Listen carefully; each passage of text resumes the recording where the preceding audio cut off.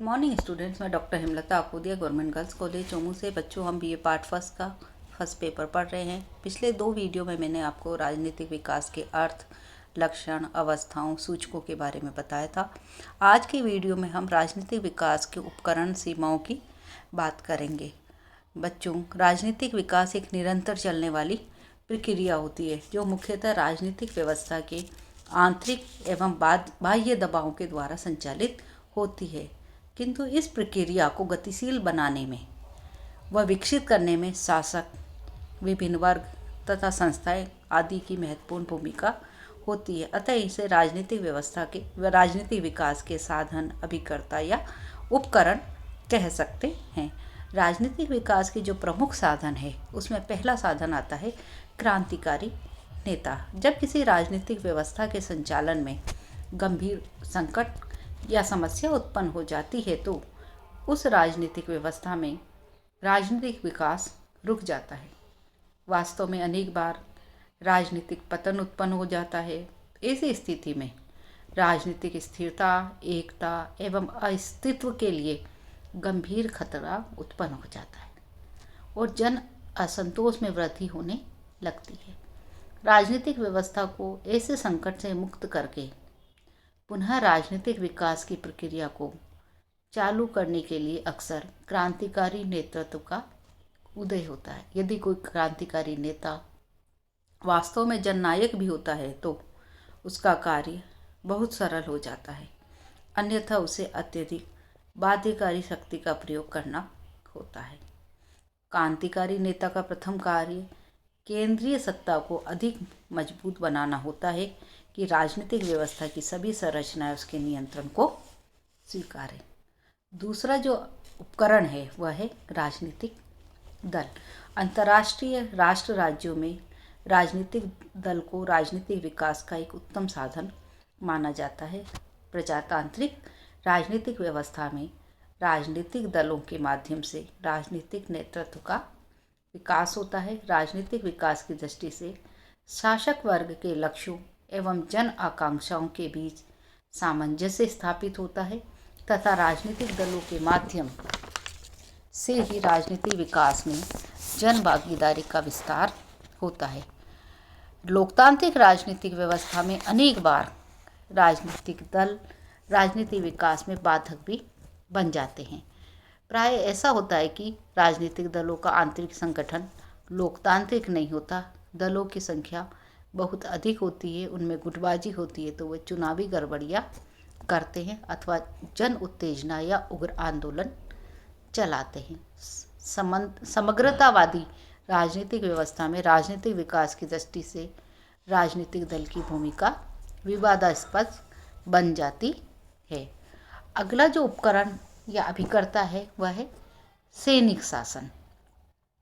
द्वितीय विश्व युद्ध के बाद स्वतंत्र हुए देशों में राजनीतिक लोकतंत्र की असफलता ने राष्ट्रीय संकटों को जन्म दिया है और इनके समाधान के लिए अनेक देशों में सेना ने सत्ता पर सीधे अधिकार किए हैं। इन देशों में राष्ट्रीय एकता एवं अखंडता की रक्षा में तथा अर्थव्यवस्था के आधुनिकीकरण में सेना ने महत्वपूर्ण भूमिका निभाई है। सैनिक शासन ने नागरिक प्रशासन में अभिजन वर्ग का सहयोग भी प्राप्त किया है, किंतु राजनीतिक विकास के क्षेत्र में इसकी उपलब्धियां अत्यंत सीमित रही है। संख्या की दृष्टि से ऐसे बहुत कम विकासशील देश हैं जहां राजनीतिक व आर्थिक स्थायित्व की स्थापना के बाद सेना ने स्वेच्छा से सत्ता राजनीतिक नेतृत्व को सौंपी है। अनेक विकासशील देशों में सेना ने सही मायने में राजनीतिक विकास के लिए ठोस पृष्ठभूमि तैयार करने का कार्य किया है और इस दृष्टि से सेना ने राजनीतिक विकास के लिए सकारात्मक साधन की भूमिका निभाई है। अगला जो उपकरण है वह है आधुनिक नौकरशाही। आधुनिक नौकरशाही का अर्थ है ऐसे सार्वजनिक कर्मचारी जिनकी सेवा में भर्ती उनकी योग्यता, क्षमता एवं प्रतियोगिता के आधार पर होती है। आधुनिक नौकरशाही राजनीतिक व्यवस्था में स्थायी कार्यपालिका की भूमिका निभाती है। यद्यपि यह राजनीतिक कार्यपालिका के अधीन कार्य करती है, किंतु लोकतंत्र में नौकरशाही राजनीतिक मामलों में तटस्थ रहती है। आधुनिक नौकरशाही विभागीय पद्धति के आधार पर कार्य करती है और सार्वजनिक अधिकारी तथा कर्मचारी अपने विभागीय कार्यों के विशेषज्ञ होते हैं। इस रूप में वे राजनीतिक नेतृत्व को नीतियों के निर्माण एवं क्रियान्वयन में आवश्यक सहयोग देते हैं। नौकरशाही न केवल शासन की नीतियों और कार्यक्रमों को आम नागरिक तक पहुंचाती है, अपितु अपने स्तर पर जनता की शिकायतों का हल भी प्रस्तुत करती है और जन भावनाओं एवं प्रतिक्रियाओं को राजनीतिक नेतृत्व तक पहुंचाने का कार्य भी करती है। जिन विकासशील देशों में राष्ट्रीयकरण एवं आर्थिक नियोजन की नीति अपनाई है, उन देशों में आर्थिक विकास एवं आधुनिकीकरण में नौकरशाही ने महत्वपूर्ण भूमिका निभाई है। अगला जो अभिकरण है वह है राष्ट्रीयता की भावना। राष्ट्रीयता की भावना का विकास होने पर आधुनिक राजनीतिक व्यवस्था की स्थापना का कार्य सरल हो जाता है। इस भावना के परिणाम स्वरूप नागरिकों की स्थानीय एवं परंपरागत व्यवस्थाओं के प्रति परंपरागत भक्ति व निष्ठा कमजोर होती है और संपूर्ण राष्ट्र के प्रति भक्ति व निष्ठा का विकास होता है। इससे राष्ट्रीय एकता व अखंडता की रक्षा होती है, राजनीतिक स्थायित्व में वृद्धि होती है और राष्ट्रीय नेतृत्व को राजनीतिक विकास की नीतियों को लागू करने में जन सहयोग मिलता है। जहां लोकतांत्रिक राजनीतिक व्यवस्था में राष्ट्रीयता की भावना राजनीतिक विकास में अत्यधिक मददगार होती है, वहाँ ही अधिनायकवादी अथवा समग्रतावादी व्यवस्था में राष्ट्रीयता की भावना समाज व्यवस्था एवं आर्थिक व्यवस्था के विकास में पर्याप्त सहयोगी सिद्ध होती है, किंतु राजनीतिक विकास के क्षेत्र में यह प्राय सक्रिय नहीं हो पाती। अगला जो अभिकरण है वह लोकतांत्रिक विकेंद्रीकरण तथा जनभागीदारी है। राजनीतिक सत्ता का विकेंद्रीकरण राजनीतिक विकास का एक महत्वपूर्ण साधन है। जब स्थानीय स्वायत्त शासी संस्थाओं की स्थापना होती है, राजनीति में जन भागीदारी में स्वतः ही वृद्धि होती है। इन संस्थाओं के माध्यम से स्थानीय नागरिक स्वयं ही अपनी स्थानीय मांगों एवं आवश्यकताओं की संतुष्टि के लिए क्रियाशील होते हैं। स्थानीय स्तर पर नागरिकों के विभिन्न वर्गों में सामाजिक एवं राजनीतिक अंतर्क्रिया में वृद्धि होती है, जिसके परिणाम स्वरूप परंपरागत मूल्यों एवं व्यवस्थाओं के स्थान पर आधुनिक मूल्यों व व्यवस्थाओं की स्थापना होने लगती है। इसके अलावा राष्ट्रीय नेतृत्व कार्यभार में कमी आती है और उसे राष्ट्रीय स्तर पर समस्याओं के समाधान में पूरी शक्ति लगाने का अवसर मिलता है। तो इस तरीके से राष्ट्रीय सत्ता में जन भागीदारी को राजनीतिक विकास का एक श्रेष्ठ साधन माना जाता है। तो हमने अभी राष्ट्रीय राजनीतिक विकास के मुख्य उपकरणों के बारे में या अभिकर्ताओं के बारे में जाना। अब हम राजनीतिक विकास में कौन कौन सी सीमाएं हैं या कौन कौन सी समस्याएं उत्पन्न होती है उनके बारे में चर्चा करेंगे। तो पहली जो समस्या आती है या राजनीतिक विकास की जो पहली सीमा है वो है अधिकांश विकासशील देशों में राजनीतिक विकास की एक गंभीर समस्या ये है कि उनके अभिजन वर्ग में राजनीतिक व्यवस्था के ढांचे के बारे में आम सहमति नहीं है। अतः अनेक देशों में समय समय पर राजनीतिक व्यवस्था में परिवर्तन का क्रम चलता रहता है। इन देशों में लोकतंत्र, सैनिक तंत्र, समाजवादी लोकतंत्र, बुनियादी लोकतंत्र आदि से संबंधित राजनीतिक व्यवस्थाओं को विभिन्न समयों में परखा गया है। इस स्थिति में इन देशों के राजनीतिक विकास के मूल्यों एवं लक्ष्यों में अस्थिरता उत्पन्न हुई है और कभी कभी राजनीतिक विकास के स्थान पर राजनीतिक पतन की स्थिति भी उत्पन्न हो जाती है। अगली जो समस्या है वह विकासशील देशों की राजनीतिक व्यवस्थाएं साधनहीन है और उनकी कार्यकुशलता एवं क्षमता सीमित है। अतः ये बढ़ती जन मांगों एवं आकांक्षाओं की पूर्ति में असफल रही है। इससे जन असंतोष में वृद्धि हुई है और राजनीतिक आंदोलन एवं विरोध में वृद्धि हुई है। अनेक बार ये आंदोलन राजनीतिक अस्थिरता को जन्म देते हैं जो राजनीतिक विकास पर विपरीत असर डालती है। अगली जो समस्या है वह अनेक विकासशील देशों में पृथकतावादी अथवा क्षेत्रवादी आंदोलन चलते रहते हैं। कुछ देशों में विभिन्न धार्मिक अथवा नस्लीय समूहों में हिंसात्मक दंगे भी होते हैं।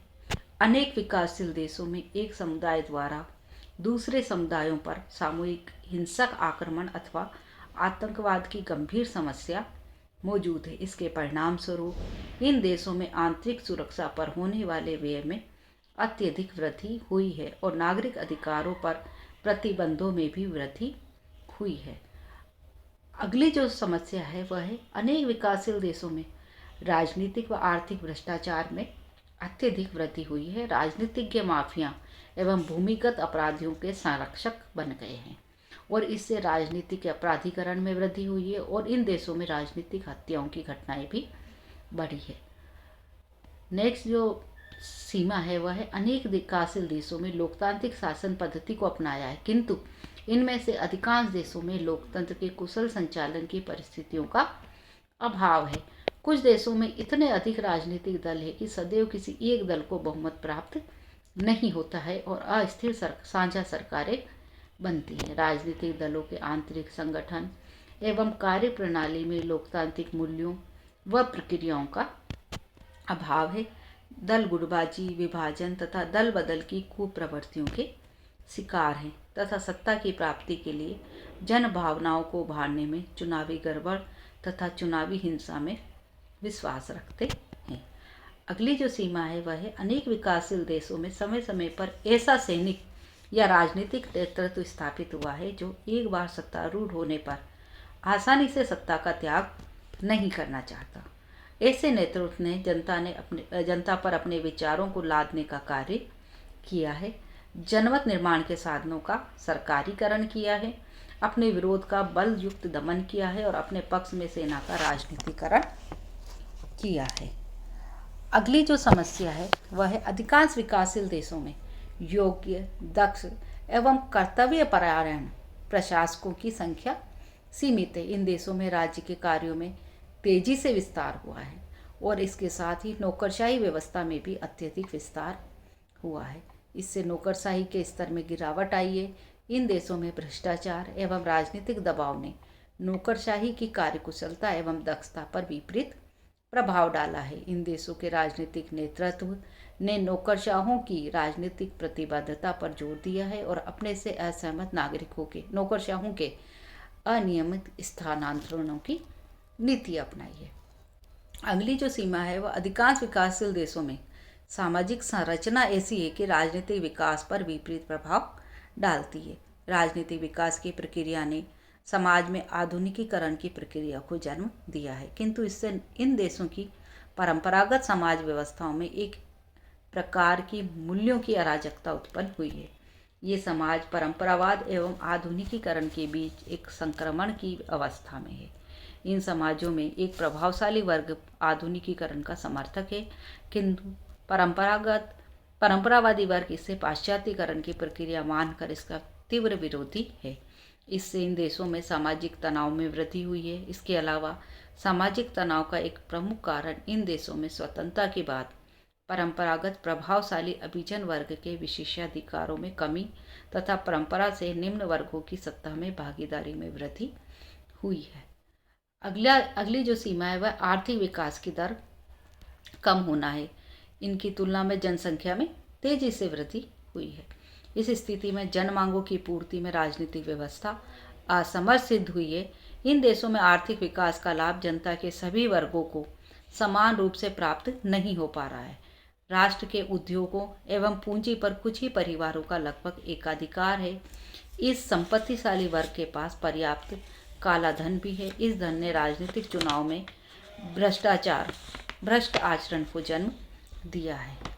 अगली जो समस्या है वह है विकासशील देशों में तीव्र आर्थिक विकास के लिए आवश्यक पूंजी एवं तकनीकी ज्ञान की कमी और अपने तीव्र आर्थिक विकास के लिए विदेशी सहायता पर निर्भर करते हैं, किंतु उन्हें ऐसी विदेशी सहायता अनुचित राजनीतिक शर्तों के साथ मिलती है।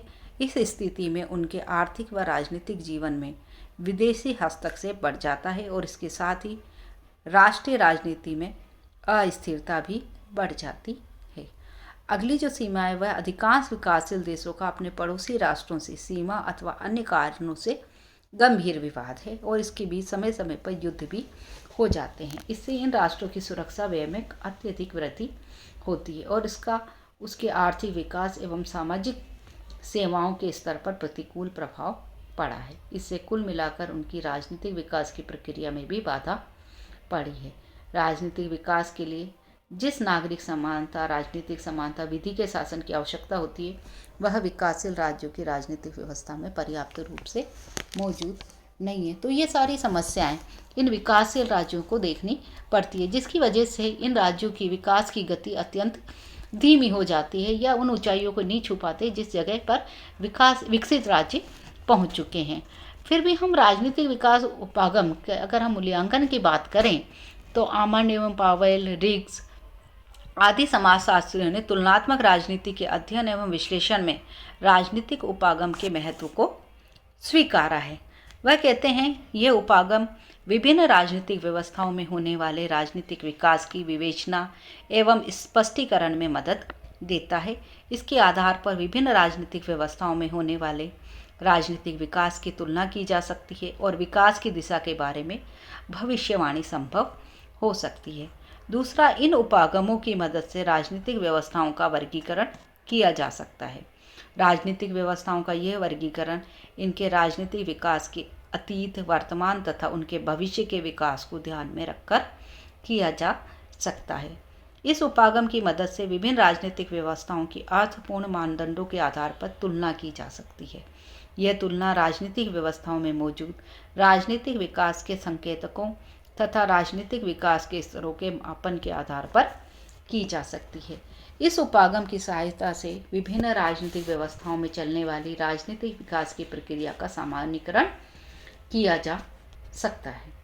राजनीतिक विकास उपागम की गंभीर आलोचना भी की जा सकती है, जिसमें एसपी वर्मा है। वो कहते हैं इसकी 4 कमियां उन्होंने बताई है। पहली है राजनीतिक विकास की अवधारणा या उपागम के बारे में विद्वानों में सर्वसहमति का अभाव है। विभिन्न विद्वानों ने राजनीतिक विकास के अर्थ एवं लक्षणों को विभिन्न रूपों में प्रस्तुत किया है। इसके परिणाम स्वरूप राजनीतिक विकास की संपूर्ण अवधारणा अस्पष्ट एवं अमूर्त बन गई है। दूसरा, इस अवधारणा ने राजनीतिक विकास के विभिन्न मॉडल प्रस्तुत किए हैं और इस प्रकार ये किसी ऐसे मॉडल को देने में असमर्थ रहा है जो विकासशील देशों के लिए अनुकरणीय हो। तीसरा, राजनीतिक विकास उपागम का मुख्यतः विकासशील देशों की राजनीतिक व्यवस्थाओं के अध्ययन के लिए किया जाता है, किंतु इन देशों की राजनीतिक व्यवस्थाओं के विकास के मार्ग में आने वाली समस्याओं एवं कठिनाइयों के अध्ययन तथा इन समस्याओं के हल के सुझाव देने में असफल रहा है। यह कहना उचित होगा कि राजनीतिक विकास उपागम अनेकार्थी, बहुआयामी एवं जटिल अवधारणा है। इसके बारे में विद्वानों में अत्यंत मतभेद है, किंतु इन कमियों के बावजूद भी इसने तुलनात्मक राजनीति के क्षेत्र को नए आयाम दिए हैं। तो राजनीतिक विकास उपागम अपने आप में एक महत्वपूर्ण उपागम है। तो बच्चों, इस वीडियो में हमने पिछले 3 वीडियो में हमने राजनीतिक विकास के बारे में जाना। धन्यवाद बच्चों।